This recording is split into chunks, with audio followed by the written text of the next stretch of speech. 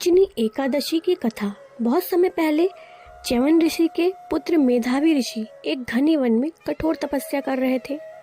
उनका मन पूरी तरह भगवान की भक्ति में लगा हुआ था। उसी वन में स्वर्ग की एक अत्यंत सुंदर अप्सरा मंजू घोषा भी रहती थी।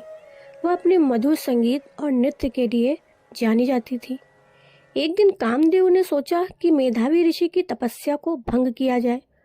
उन्होंने मंजू घोषा से कहा कि वह अपनी सुंदरता और संगीत से ऋषि का मन भटकाएं।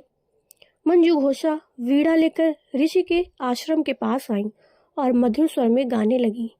उसकी आवाज इतनी मोहक थी कि धीरे धीरे मेधावी ऋषि का ध्यान भंग हो गया। ऋषि उसकी सुंदरता और संगीत में इतने मोहित हो गए कि वे अपनी तपस्या भूल बैठे।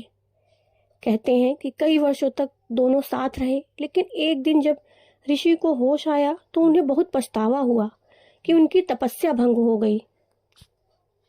क्रोधित होकर उन्होंने मंजू घोषा को श्राप दिया कि वह पिशाचिनी बन जाए।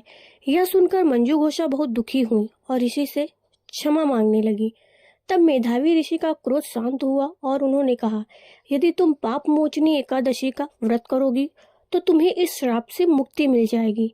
मंजू घोषा ने पूरे श्रद्धा और नियम से पाप मोचनी एकादशी का व्रत किया। व्रत के प्रभाव से उसका श्राप समाप्त हो गया और वह फिर से अपने दिव्य स्वरूप में स्वर्ग लौट गई। ऋषि मेधावी ने इस व्रत का पालन किया और अपने किए हुए पापों से मुक्त हो गए। कथा से शिक्षा। इस कथा से हमें यह सीख मिलती है कि मनुष्य से गलती हो जाए तो भक्ति और व्रत से पापों का नाश हो सकता है। पाप मोचनी एकादशी का व्रत सच्चे मन से करने से मन शुद्ध होता है और भगवान की कृपा प्राप्त होती है।